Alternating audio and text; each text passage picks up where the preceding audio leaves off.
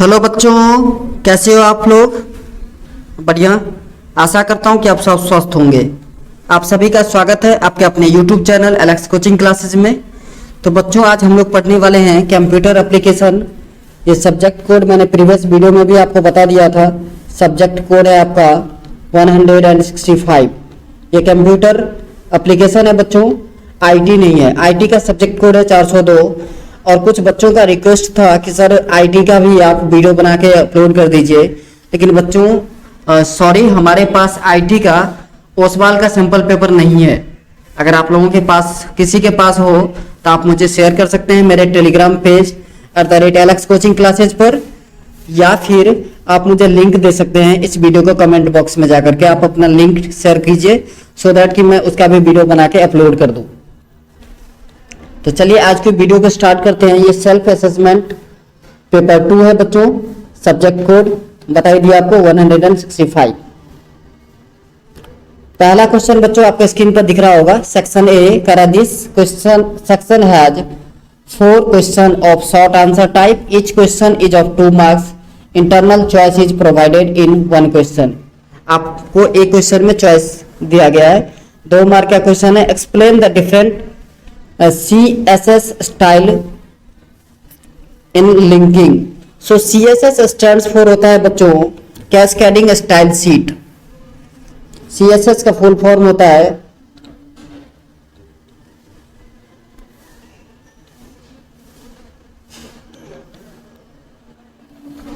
Cascading style sheets. तो बच्चों इसका यूज क्या है, मतलब ये होता क्या है, तो देखिए HTML और CSS 2 कोर टेक्नोलॉजी है जो हम यूज करते हैं वेब पेज को डिजाइन करने के लिए। HTML, एक बार और सुनिए आप, HTML और CSS 2 कोर टेक्नोलॉजी है जिसकी वजह से हम क्या करते हैं, तो वेब पेज को डिजाइन करते हैं। ठीक है। HTML जो है आपके पेज का स्ट्रक्चर प्रोवाइड करता है, जबकि ये जो है विजुअल लेआउट प्रोवाइड करता है CSS। समझ में आ रहा है आपको? ओके। सो अब आ जाते हैं क्वेश्चन पर। ये तो बेसिक कंसेप्ट था CSS के बारे में। अब CSS स्टाइल लिंकिंग जो है इसके बारे में हम डिस्कस कर लेते हैं। तो CSS स्टाइल लिंकिंग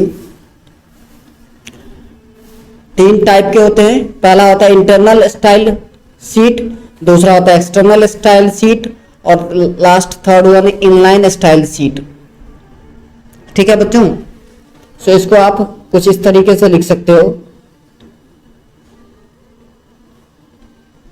ये रहा आपका आंसर। कह रहा है type of CSS style linking are internal style sheet. And internal style sheet holds the CSS code for the web page in the head section of the particular file. This make it easy to apply style like classes of IDs in order to reuse the code.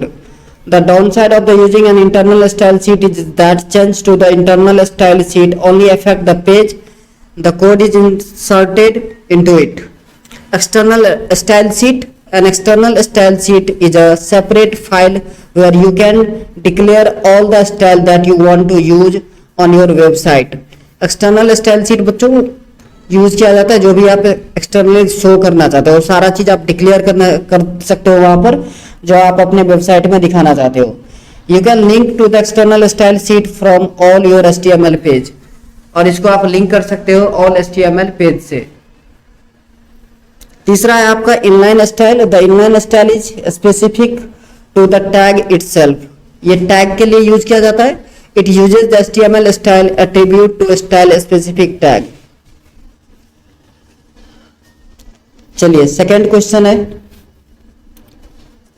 Second question में कर identify e governance and e learning application from the following. So e governance और ई application जो है इसमें कौन सा है,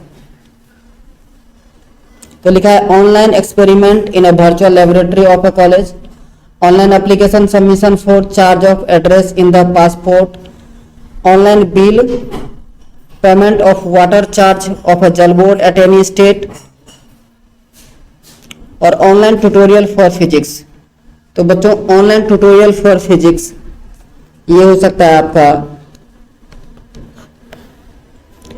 identify e governance and e learning application from the following. आप लर्न करने के लिए ऑनलाइन ट्यूटोरियल फॉर फिजिक्स ये हो सकता है आपका ऑनलाइन ट्यूटोरियल के लिए। चलिए आगे बढ़े।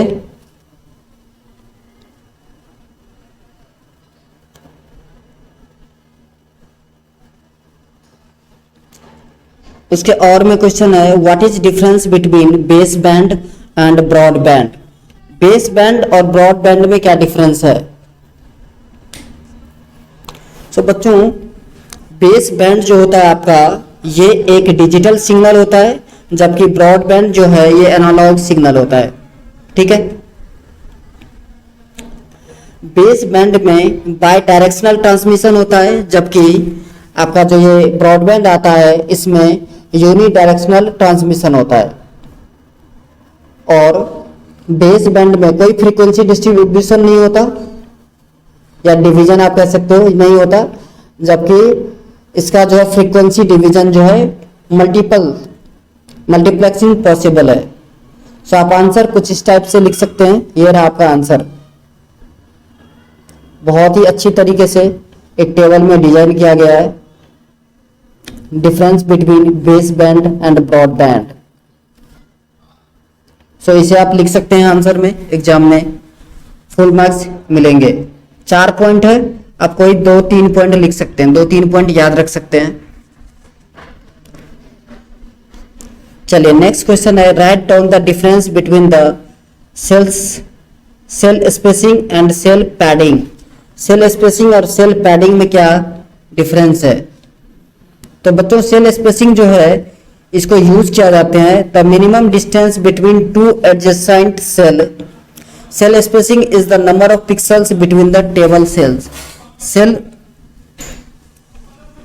स्पेसिंग जो है ये क्या है, एक नंबर है, नंबर ऑफ पिक्सल है कि दो टेबल के बीच में सेल का कितना डिफरेंस है। स्पेस कितना स्पेस दिए हैं आपने वो।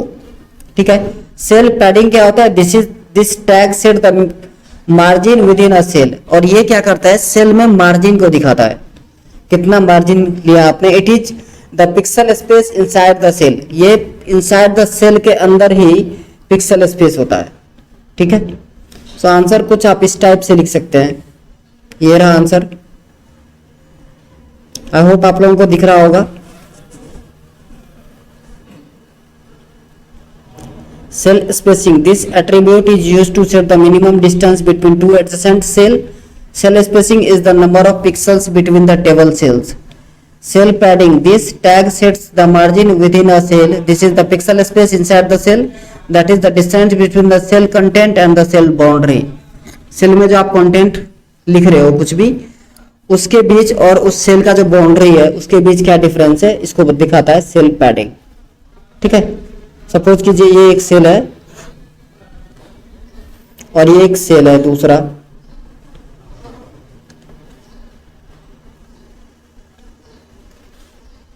छोटा सा सेल बनाते हैं, सपोज कीजिए ये एक सेल है और ये एक सेल है, 2 सेल हो गया। इस दोनों सेल के बीच में मिनिमम डिस्टेंस पिक्सल में कितना है, ये सेल स्पेस के द्वारा पता चलता है हमें। और इस सेल में सपोज मैंने लिखा ए बी, तो इस सेल स्पेस में इस कंटेंट के अलावा कितने बाउंड्री तक कितना पिक्सल डिस्टेंस है, ये दिखाता है आपको सेल पैडिंग। क्लियर है।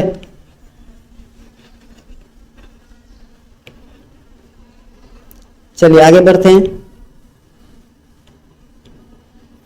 नेक्स्ट क्वेश्चन है how T D and T R are different from each other. T D and T R ये दोनों टैग है बच्चों। टी आर हम यूज करते हैं रो को डिफाइन करने के लिए, टी आर टोटल रो। ठीक है,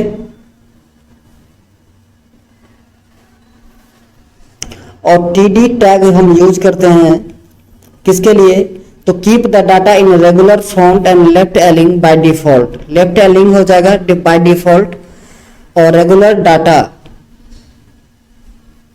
फॉन्ट के लिए ये टैग यूज किया जाता है। सो आप इसका आंसर कुछ इस टाइप से लिख सकते हैं, एक ही लाइन में आंसर है।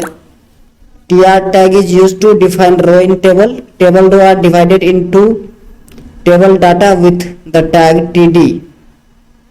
Tag td keeps the data in regular font and left element by default. उसके बाद आते हैं बच्चों सेक्शन बी। करा this section has 3 questions of long answer type. Each question is of 3 marks. Internal choice is provided in 1 question. आपको choice एक question में provide किया गया है, मतलब और वाला फैसिलिटी एक क्वेश्चन में मिलेगा आपको। क्वेश्चन है list 3 disadvantage of blogs. Blogs का 3 डिसएडवांटेज बताइए क्या होता है। तो बच्चों इसमें क्या होता है, there is no confidently as it is a public forum. दूसरा, some peoples might given negative feedback in the harsh वे।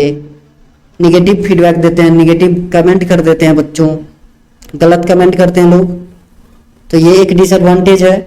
दूसरा है sometimes people just blog with sloppy writing. और आप देखोगे कुछ भी स्लोपी राइटिंग के साथ कुछ भी लोग ब्लॉगिंग कर लेते हैं जो अप्रोप्रिएट नहीं है, एक तरीके से कहें तो वो भी ब्लॉग बना देते हैं। तो ये एक डिसएडवांटेज है ब्लॉगिंग का। आप कुछ इस टाइप से आंसर लिख सकते हो। क्लियर है बच्चों। नेक्स्ट है explain the feature of 4G। 4G का फीचर क्या है बच्चों, तो ये क्या करता है, आपको 1 GPS स्पीड देता है, 1 गीगाबाइट पर सेकेंड, और मिनिमम स्पीड जो है वो आपको देता है 100 Mbps। तो 4G का जो रेंज हो गया बच्चों वो 100 Mbps टू 1 GPS, 1 GB पर second. High quality streaming video, आप वीडियो स्ट्रीमिंग कर सकते हो हाई क्वालिटी। हाई सिक्योरिटी देता है, लो कॉस्ट पर बीट हमें प्रोवाइड किया जा रहा है, ठीक है।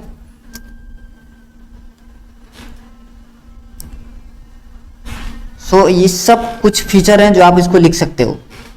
वैसे ये रहा आपका आंसर, बहुत ही लंबा आंसर लिखा है हमने। इसमें से आप कोई 5 पॉइंट याद रख सकते हैं, ठीक है। अब आप पे डिपेंड करता है कि आप कौन कौन सा आपको अच्छा लगता है। वो 5 पॉइंट याद रखिए maximum, minimum 5 point, sorry maximum नहीं, मिनिमम 5 पॉइंट आपको याद रखना है। मैक्सिमम आप जितना याद रख सकते हैं। और बहुत ही आसान तरीके से लिखा गया है, देखिए ना, capable to provide 100 Mbps to 1 Gbps, high quality streaming video, combination of WiFi and WiMAX, high security, providing any kind of services at any time as per user requirement anywhere, expanded multimedia service, low cost per bit, battery use is more, hard to implement, need complicated hardware, expensive equipment required to implement next generation network. These all are the feature of 4G.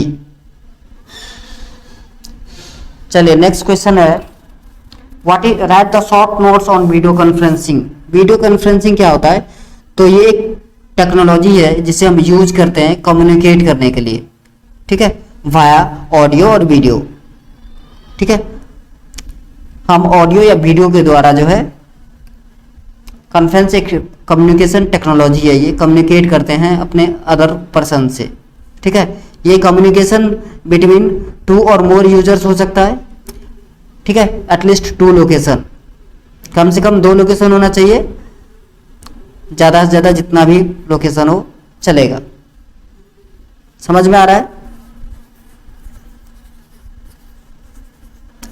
अब आपसे पूछा एक और चीज़ इसमें आप लिख सकते हो कि जो भी यूजर है वो अगर वीडियो कॉन्फ्रेंसिंग में जुड़ना चाहते हैं तो उसके पास सबसे पहला चीज़ क्या क्या होना चाहिए, एक कंप्यूटर होना चाहिए और कैमरा वेब कैम होना चाहिए, माइक्रोफोन होना चाहिए, ठीक है। ये सब सारी चीज़ें बेसिक रिक्वायरमेंट है। अगर आपके पास लैपटॉप है तो लैपटॉप में ही वेब कैम होता है, कैमरा होता है, तो आपके पास लैपटॉप होनी चाहिए, ठीक है, और नेट तो होना ही चाहिए, इंटरनेट फैसिलिटी, ठीक है। माइक्रोफोन होना चाहिए ताकि आपकी वॉइस की क्लैरिटी हो, अच्छी तरीके से आप कम्युनिकेट कर पाए, है ना। सो आप आंसर को कुछ इस टाइप से लिख सकते हैं। ये रहा आपका आंसर, आपके स्क्रीन पर दिख रहा होगा, लिखा है video conferencing is a communications technology that integrates video and audio to connect users anywhere in the world as if they were in the same room. This term usually refers to a communication between three or more users who are in the list who are in at least two locations rather than one-on-one communication, and it often include multiple people at each location. Each user or group of a user who are participating in the video conference typically must have a computer, a camera, a microphone, a video screen and sound system. Another requirement is to connection to the communication system that is being used, which is 21st century usually is the internet, but might also be the satellite based system, a broadcast signal और other communication technology आप use कर सकते हो. आपके पास net facility नहीं है तो आप जो है सैटेलाइट बेस्ड सिस्टम भी यूज किया जा सकता है वीडियो कॉन्फ्रेंसिंग के लिए. चलिए इसका एक और क्वेश्चन है, और explain the feature of 2G. 2G कब का चला गया, लेकिन ये पीछा नहीं छोड़ रहा है बच्चों, है ना. 2G के बारे में भी लिखना है तो बहुत आसान है. 2G के बारे में भी लिख देते हैं क्या क्या प्रॉब्लम था. तो 2G stand for second generation. क्या? Second generation. तो सेकेंड जनरेशन में आपने देखा है low speed of data, use digital signals, provide better quality and capability than 1G. Obviously जब सेकेंड जनरेशन है तो फर्स्ट जनरेशन से अच्छी क्वालिटी आपको प्रोवाइड करेगा. Enable to handle complex data such as videos. ठीक है, सो ये सब कुछ फीचर हैं 2G के. आप क्वेश्चन का आंसर कुछ इस टाइप से लिख सकते हैं. ये रहा आपका आंसर, आपको स्क्रीन पर दिख रहा होगा. लिखा है data speed was up to 64 kbps per second. Use digital signal, enable service such as text message, picture message and MMS multimedia message, provide better quality than and capacity than 1G, unable to handle complex data such as videos, required strong signal to help mobile phones work. If there was no network coverage in any specific area, digital signal were weak. चलिए next है question number 8. Question number 8 में कह रहा है कि इसको आप use करें, रीड करेंगे. केस स्टडी क्वेश्चन है और आंसर लिखना है. लिख रहा है when sender and receiver of an email are on same system we need only 2 user agents. क्या चाहिए? 2 यूजर आईडी होने चाहिए, है ना. इसको लिखेंगे, पहला का आंसर है यूजर एजेंट्स या यूजर आईडी भी आप लिख सकते हो.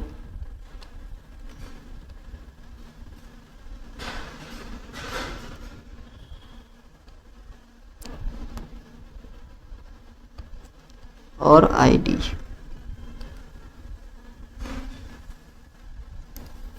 दूसरा है unsolicited email advertising is known as. यही है ना सेकंड वाला. यस, इसको बोलते हैं बच्चों स्पैम. आपने सुना होगा कि स्पैम मैसेज अनकंसोलिडेटेड जो जरूरत नहीं होती है इसको हम स्पैम कहते हैं. ओके. थर्ड है mail access starts with client when user need to download email from the mail box. हम कहां से डाउनलोड करते हैं? मेल बॉक्स से. मेल बॉक्स आप पढ़ेंगे, यहां पर सब कुछ लिखा भी होगा और ये सब आपको पता भी है. चौथा कह रहा है mail access starts with client when user needs to provide download email from the. ये तो कर दिया मैंने. फोर्थ कह रहा है out of Yahoo, Hotmail, Rediff, Pinterest which one is not an email service provider. तो देखिए याहू जो है बच्चों ये ईमेल सर्विस प्रोवाइड करता है, हॉटमेल ये भी करता है, रेडिफ ये भी करता है. तो कौन नहीं कर रहा है? पिंटरेस्ट. ये आपका आंसर हो जाएगा. क्लियर है? ओके. उसके बाद है MIME stands for multipurpose internet mail extension. बच्चों मैं इसका आंसर ऊपर लिख रहा हूं. फिफ्थ है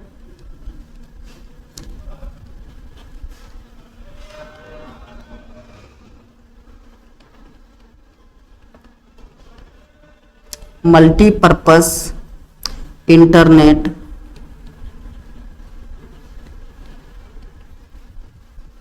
मेल एक्सटेंशन.